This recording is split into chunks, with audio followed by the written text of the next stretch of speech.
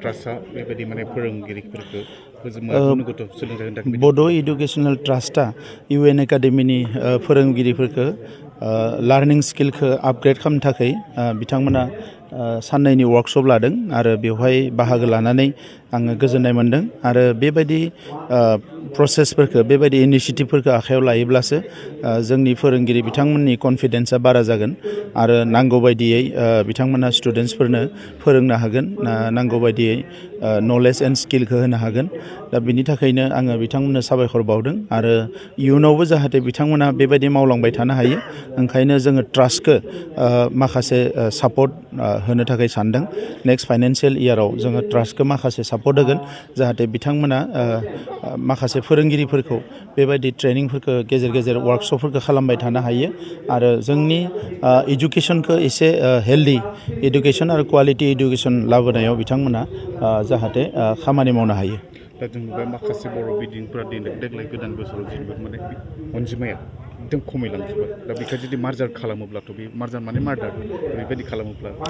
बिनि थाखायनो जोङो मार्जारखौ स्टप खालामनानै दोनदों BTC एरियायाव जोङो एलाउ खालामथ'वाखै आरो बेखौ बर' थुनलाइ आफाद दुलाराय बर' फरायसा आफाद आरो BTR सरकारजों सावरायगासिनो दङ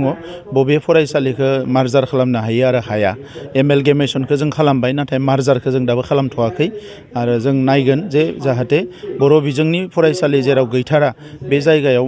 बे फरायसालि जिहेतु नांगौ बेखौ मार्जाराव लाबोनाय नङा आरो बेवहाय जोङो दा जोंनिफ्रायनो नैबे बिसायख'थिनि उनाव मोनसे सार्भे खालामनानै बबेयाव निड बेस स्कुलखौ नांगौ बेखौ जोङो डाइरेक्ट इनडाइरेक्टलि माखासे खामानिनि गेजेरजों सापर्ट खालामगोन। बेरगाव थानाय जि माने पलिटेकनिक इन्जिनियार इन्सटिटिउट बेयाव गोबां दासिमबो जेबो माने पस्टफोरखौ क्रिएट खालामनाय जायाखै बेवहायल' नङा गोबां पलिटेकनिकआव जायाखै गभर्नमेन्टआ बे बिथिङाव एसे गुबुन हयथ' साननाय दङ गभर्नमेन्टआव आं मिथिजोबाखै खिन्थु जोङो रायलायगोन गभर्नमेन्टजों जे जोंनियाव जिखिनि पलिटेकनिक आरो ITI दङ बा जिखिनि जोंनियाव इन्सटिटिउसनफोर दङ टेकनिकेल इन्सटिटिउसन बेखौ लानानै जों गभर्नमेन्टजों सावरायगोन। सार जिहेतु बैसागु फैगासिनो दङ खुंथाइ आफादफ्रा बे समाव थांनाय बाराव सरकारनिफ्राय अनसुंथाइ मोनदों सार बेबायदि नायनि जोङो इलेक्सन दङ थेवबो नाजानि जों।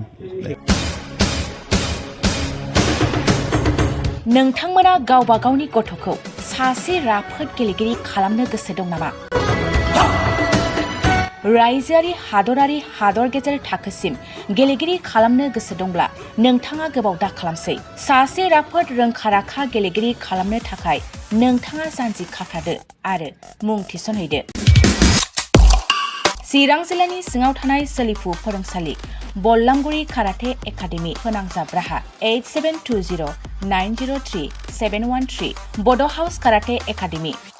दलाइगाव फोनांजाब राहा 6900451157 बेंटल काराटे एकाडेमि फोनांजाब राहा 9678041226 बिरनगाव काराटे एकाडेमि फोनांजाब राहा 6901341656 आरो दालिगाव काराटे एकाडेमि फोनांजाब राहा 8720903713 बैफोर मख'नाय सोलोंसालिनिफ्राय सिगांनिफ्रायनो रायजोआरि हादरारि हादर गेजेरारि थाखोनिफ्राय बान्था मोननो हानाय सोलोंसाफोर मोननो हाबोनाय सोलोंसालि बे मख'नाय फोरोंसालियाव रोंगौथि गोनां फोरोंगिरिया फोरोंथाय होनानै नोंथांनि गथ'खौ सासे राफोद गेलेगिरि सोरजिनायाव मदद आरो जाफुंसार खालामगोन।